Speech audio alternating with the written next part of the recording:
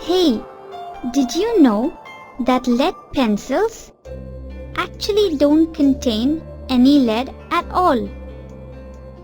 That's right.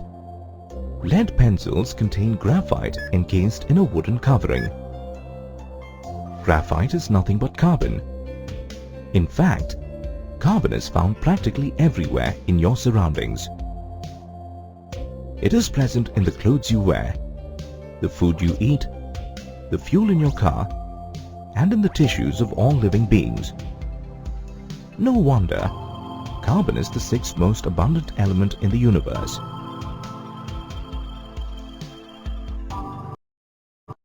This lesson is about the different forms that carbon takes.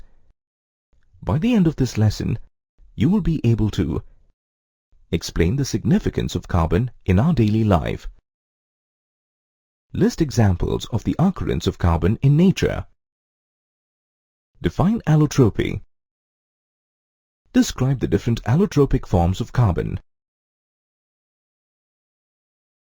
Carbon is one of the few elements that can exist free in nature. In the free state, carbon occurs as diamond, graphite, fullerene, and coal. In the combined state, it can be in the form of a gas. For example, carbon dioxide and carbon monoxide. Carbon can also take the form of a liquid in the combined state. For example, petroleum and vegetable oils.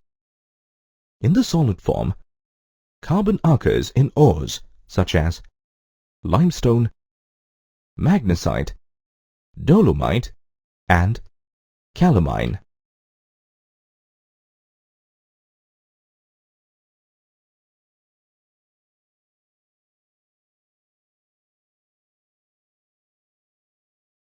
Allotropy is the property of an element that allows it to exist in more than one form.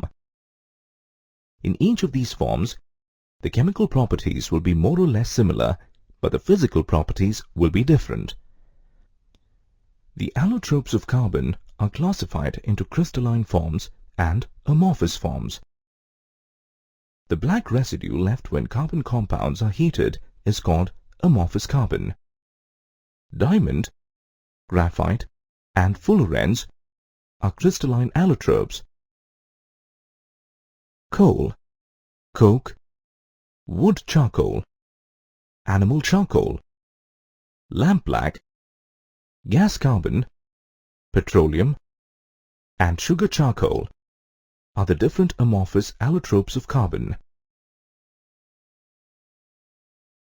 In a diamond, each carbon atom is bonded to 4 other carbon atoms by a single covalent bond. This is why a diamond is a rigid, compact, 3-dimensional structure and is very hard to break. It is a bad conductor of heat and electricity as there are no free electrons present in it.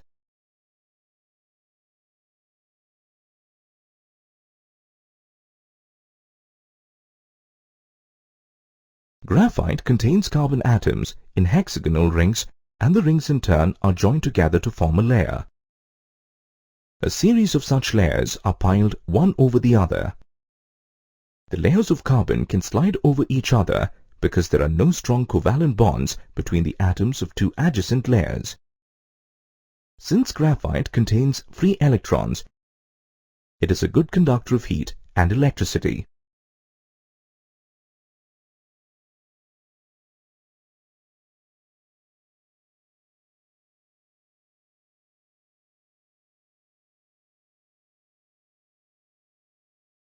Fullerenes were discovered in 1985 by Robert Curl, Harold Kroto, and Richard Smalley, for which they were awarded the Nobel Prize for Chemistry for the year 1996. A fullerene molecule consists of 60 carbon atoms arranged in pentagons and hexagons, like in a standard football. Fullerenes are also called Buckminster fullerenes as they are shaped like the geodesic dome designed and built by the US architect Buckminster Fuller. Carbon compounds are all around us, in our clothes, furniture, food, and body. To understand why carbon forms so many compounds, we need to look at bonding in carbon. In this lesson, you will learn about bonding in carbon and the different types of covalent bonds. At the end of this lesson, you will be able to list the properties of covalent compounds, explain the reasons for each of the properties of covalent compounds, list the steps for writing electron dot structures, classify the different types of covalent bonds, and explain covalent bonding in carbon with reference to methane. Covalent compounds are identified by some distinguishing properties. Let's look into the properties of covalent compounds. Covalent compounds have low melting and boiling points. This is due to weak forces of attraction between the molecules. For example, chloroform has a boiling point of 60 degrees centigrade. When compared to ionic compounds, covalent compounds are non-conductors of electricity. This is due to the absence of free ions. The type of bonding in the carbon compounds does not give rise to any ions. To understand the bond formation in carbon, we need to know the combining capacity of carbon. The combining capacity of any element depends on the number of valence electrons. Therefore, in order to know the combining capacity of carbon, we need to know the number of valence electrons in carbon. When we look at the electronic configuration of carbon, it is clear that it has to either gain or lose 4 electrons to attain noble gas configuration. Suppose carbon gains 4 electrons, it would form a C-4 ion. But carbon, being a comparatively less electronegative element than fluorine, chlorine, oxygen, etc., is unable to hold 4 extra electrons, meaning it would be difficult for the 6 protons to hold the 10 electrons. Now, suppose it loses 4 electrons, it would form a C+4 cation, which is again a difficult task. It would require a great deal of energy to remove 4 electrons, leaving the cation with 6 protons in the nucleus and holding only 2 electrons. This makes either of these possibilities difficult. Carbon overcomes this difficulty by sharing its electrons with other atoms of carbon or with atoms of other elements. We know that sharing of electrons results in a covalent bond, and the shared electrons belong to either of the atoms. This sharing helps in achieving noble gas configuration. The Lewis dot structures provide a picture of the bonding in molecules in terms of the shared pairs of electrons and the octet rule. A Lewis structure is a type of shorthand notation. In this method, atoms are written using their element symbols. Lines are drawn between atoms to indicate chemical bonds. Single lines are single bonds. Double lines are double bonds. Triple lines are triple bonds. Dots and sometimes the symbol X is used to represent an electron. Steps to draw a Lewis structure. Let's take carbon dioxide as an example in writing the Lewis dot structures. The first step in writing an electron dot structure is to locate a central atom. The central atom is the one with the lowest electronegativity. In carbon dioxide, since carbon is less electronegative than oxygen, it is the central atom. After selecting the central atom, connect the other atoms to it with a single bond.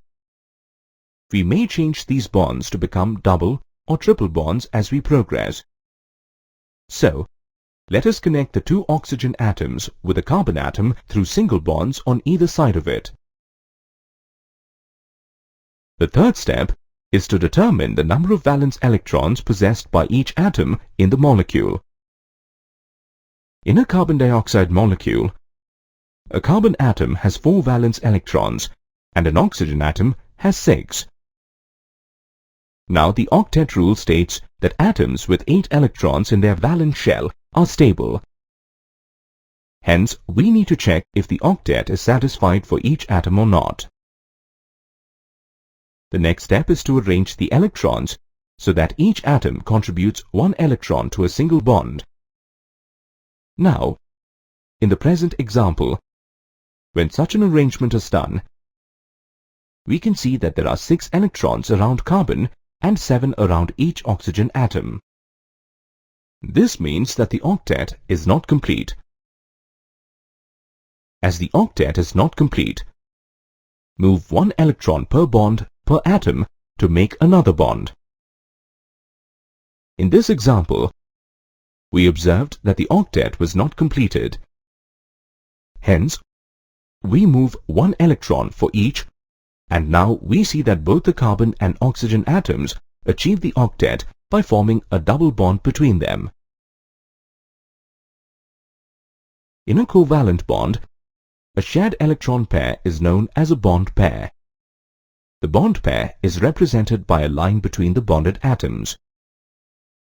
Depending on the number of electrons shared between the atoms, the covalent bonds are classified into 3 types: single covalent bond, double covalent bond, and triple covalent bond.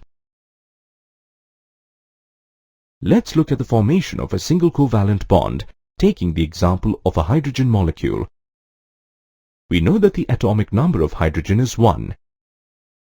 Hence, hydrogen has 1 electron and it requires 1 more electron to attain the nearest inert gas configuration, which is helium. To achieve this, each hydrogen atom contributes an electron to form a single bond. Thus, a single covalent bond is formed between the 2 atoms of the hydrogen molecule.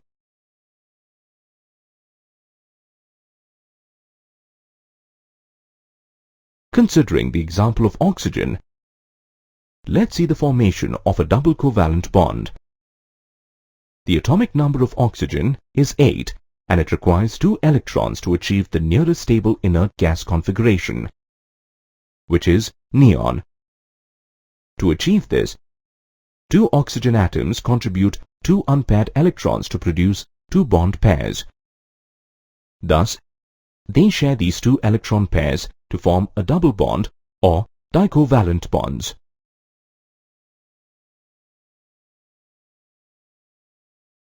Let us try it with nitrogen. The atomic number of nitrogen is 7 and it would require 3 electrons for attaining the nearest inert gas configuration, which is neon. Thus, the 2 nitrogen atoms combine together and produce 3 bond pairs and share the 3 bond pairs between them. Thus, a triple bond is present between the 2 nitrogen atoms in the nitrogen molecule. Now, let us take a heteroatomic molecule like methane and see the covalent bond formation in it. A carbon atom has 4 valence electrons. During the formation of a methane molecule, 1 electron of a carbon atom pairs with 1 electron of a hydrogen atom to form a bond pair. In this way, 4 bond pairs, which are 4 CH bonds, are produced. These electron pairs are shared by the carbon and 4 hydrogen atoms.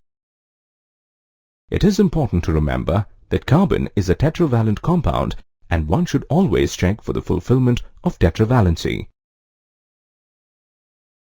In a covalently bonded molecule, like ethane, even though they have strong bonds within the molecule, the intermolecular forces between them are weak. Because of these weak intermolecular forces, ethane exists as a gas. Every day we use things that contain a class of compounds called hydrocarbons. Hydrocarbons are compounds that contain hydrogen and carbon. This lesson is about the versatile nature of carbon. and the classification of hydrocarbons. At the end of this lesson, you will be able to explain the vital force theory and its criticism, explain the versatile nature of carbon, define catenation, explain the tetravalent nature of carbon, define and classify hydrocarbons, and explain the homologous series. In the earlier days, based on the source, the compounds of carbon were classified into organic and inorganic compounds. In those days, scientists believed that organic compounds could only be produced by living organisms. They believed that organic compounds were produced under the influence of a vital force and could not be synthesized in the laboratory. This belief was shattered when Friedrich Wöhler, a German chemist in the year 1828, prepared urea from ammonium cyanate, which is an inorganic compound, without the aid of any type of force such as vital force. Today, over 10 million organic compounds are known, and this number is constantly increasing. This number is far more than the total number of compounds of all other elements put together. The existence of such a large number of organic compounds is due to the unique properties of carbon. The unique properties of carbon are tetravalency, catenation, and formation of multiple bonds. Let's focus on the first unique property of carbon. In order to complete its octet, carbon shares 4 electrons with other atoms, forming 4 covalent bonds. This is known as tetravalency in carbon. The next property is catenation, which is the phenomenon of self-linkage among identical atoms to form a long chain of molecules. Carbon exhibits maximum catenation when compared to elements like sulfur and silicon due to strong carbon-carbon bonds and tetravalency. Due to this catenation, carbon atoms can form various types of straight chains, branched chains, and ring structures, thus giving rise to a large number of compounds. For example, N-butane is a straight chain compound, 2-methylbutane is a branched chain compound, and cyclobutane is a cyclic compound. The last unique property is the formation of multiple bonds. Carbon atoms are capable of forming multiple bonds with other carbon atoms. The compounds of carbon, which are linked by only single bonds between the carbon atoms, are called saturated compounds. For example, methane, ethane, etc. Compounds of carbon having double or triple bonds between their carbon atoms are called unsaturated compounds. For example, ethene and ethyne are unsaturated compounds.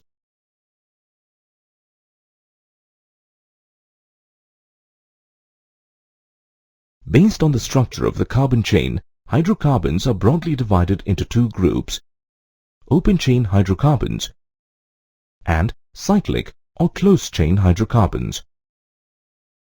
Open-chain hydrocarbons contain carbon-carbon straight chains. They are further classified into 2 types: saturated hydrocarbons and unsaturated hydrocarbons. Saturated hydrocarbons are straight-chain compounds containing only single covalent bonds. These saturated hydrocarbons are also known as alkanes. Methane and ethane are examples of alkanes. Unsaturated hydrocarbons are the straight-chain compounds containing double or triple covalent bonds. Hydrocarbons with a double bond between carbon atoms are known as alkenes. For example, ethane. Similarly, hydrocarbons with triple bonds between carbon atoms are known as alkynes. For example, ethine. The compounds of carbon which contain a close string of carbon atoms are regarded as cyclic hydrocarbons. They are of two types, alicyclic and aromatic. Alicyclic hydrocarbons are a category of carbon compounds which are in the form of a carbon cycle and contain 3 or more carbon atoms, thereby behaving like open-chain saturated hydrocarbons. For example, cyclopropane, cyclobutane, etc.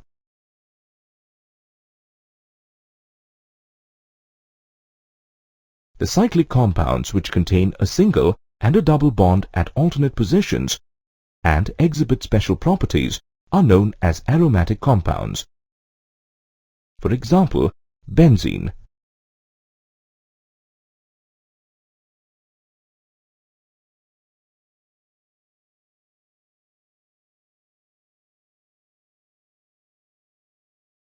Carbon compounds are categorized into various groups based on their functional groups.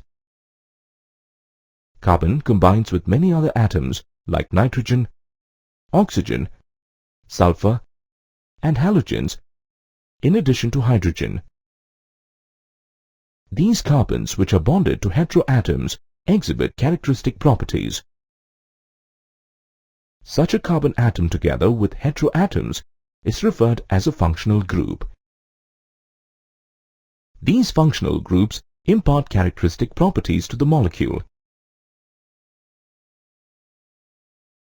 When carbon compounds with similar functional groups were arranged according to the ascending order of the molecular weights, the difference between any two consecutive members of the series were found to be the CH2 group, and such a series is identified as homologous series. Let's consider the family of alcohols. The functional group in alcohols is OH.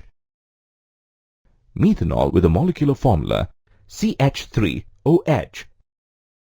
Ethanol with a molecular formula CH3CH2OH. And propanol with a molecular formula CH3CH2CH2OH.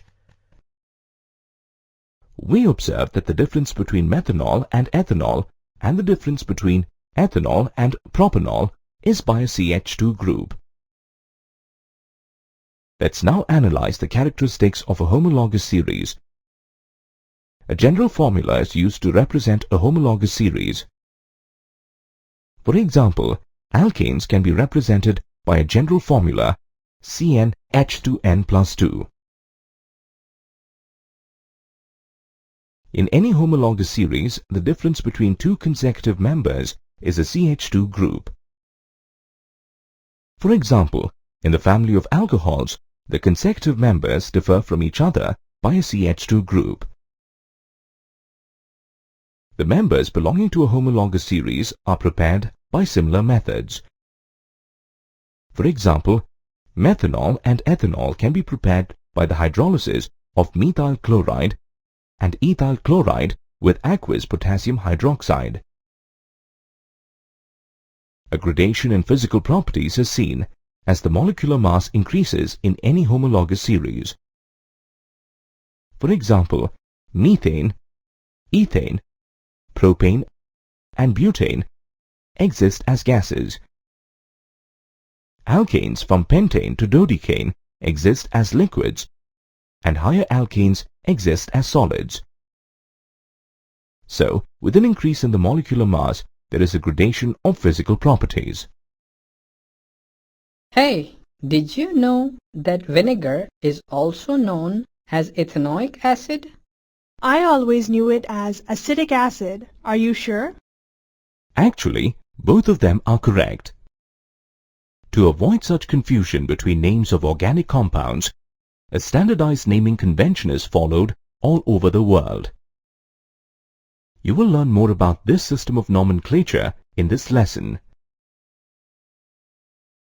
This lesson is about functional groups and the IUPAC system of nomenclature. By the end of this lesson, you will be able to define functional groups, classify carbon compounds based on the functional group present in a particular compound. Explain the procedure of naming carbon compounds using the IUPAC system. About 10 million organic compounds are known to exist till date. Fortunately, organic compounds consist of a few similar parts combined in different ways. This helps us predict how a compound that we have never seen before may react by comparing how other compounds containing the same parts are known to react. These parts of organic compounds are called functional groups. Functional groups are specific atoms, ions, or groups of atoms that have consistent properties. A functional group makes up part of a larger molecule. In organic chemistry, apart from hydrocarbons, there are other molecules where carbon forms bonds with other elements, such as halogens, oxygen, nitrogen, and sulfur. A hydrocarbon chain contains one or more atoms of elements other than carbon and hydrogen. These additional atoms are called heteroatoms. Therefore, a heteroatom is an atom other than carbon or hydrogen present in a hydrocarbon chain. Heteroatoms have characteristic properties that are independent of the length and nature of the carbon chain. Hence, these heteroatoms are also called functional groups. Compounds that have the same functional group undergo similar reactions. For example, when a piece of sodium metal is added to alcohol, it reacts vigorously and liberates hydrogen gas. This property is independent of the number of carbon atoms in alcohol, but is dependent on the functional group OH.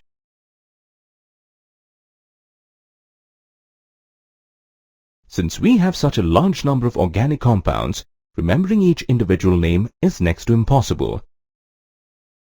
This is why a rational system of naming carbon compounds was developed.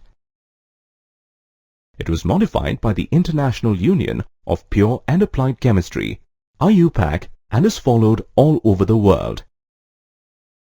According to the IUPAC system of nomenclature, the name of an organic compound consists of a root word, a suffix and a prefix. The root word indicates the number of carbon atoms in the basic skeleton. The chains that contain up to 4 carbon atoms have special root words which are based on their common name. For chains that have more than 5 carbon atoms, Greek number roots are used as the root words. For instance, when there is 1 carbon atom in the compound, the root word is methane. In case of 2 carbon atoms, the root word to be used is eth. Similarly, if the compound contains 10 atoms of carbon, the root word is dec. The phrase which indicates the nature of a functional group in the molecule is called a suffix. There can be 2 types of suffixes, primary and secondary. A primary suffix is added to the root word to indicate saturation or unsaturation in the carbon chain. Hydrocarbons that contain double and triple bonds are known as unsaturated hydrocarbons. For saturated hydrocarbons, the primary suffix ane should be added. Consider a molecule that has 2 carbon atoms. The root word should be eth. As it is a saturated hydrocarbon, the primary suffix ane should be added to the root word. Therefore, the name of the molecule is ethane. Hydrocarbons containing double bonds are known as alkenes. For such hydrocarbons, the primary suffix ene should be added to the root word.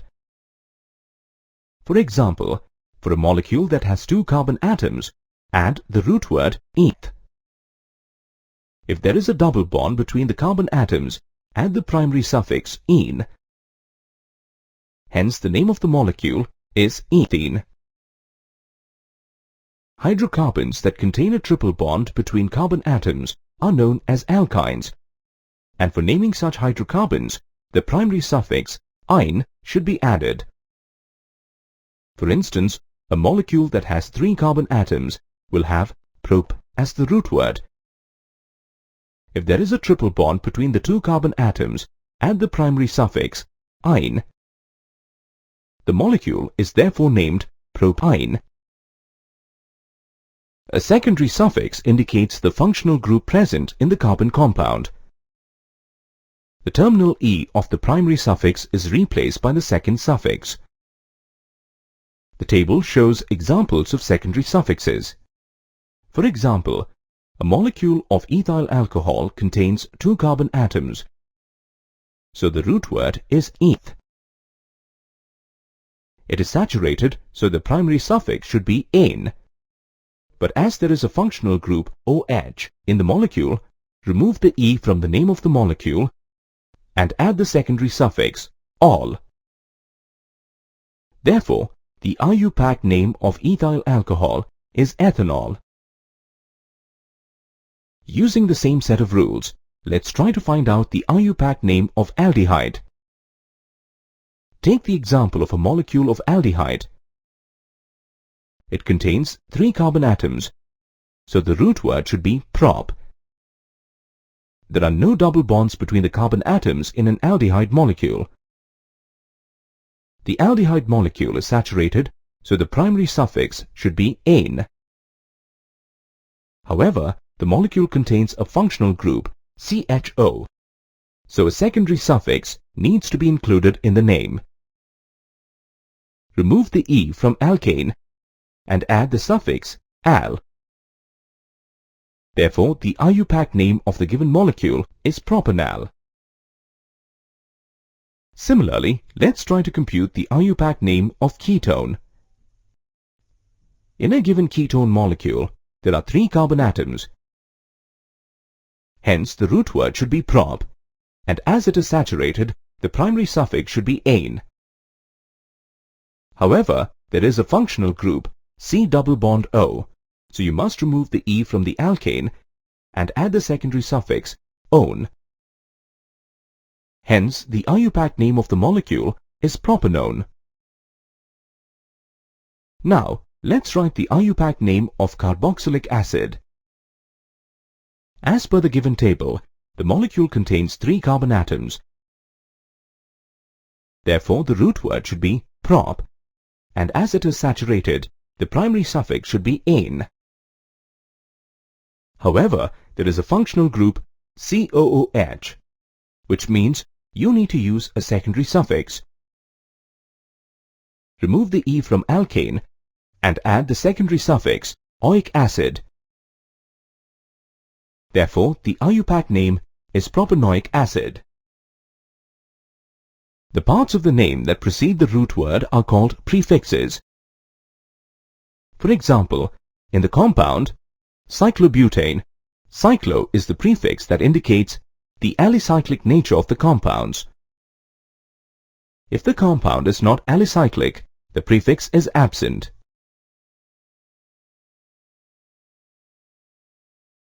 Let's look at some examples of IUPAC nomenclature for straight-chain saturated hydrocarbons. The compound CH4 contains 1 carbon atom, so the suffix is "-meth".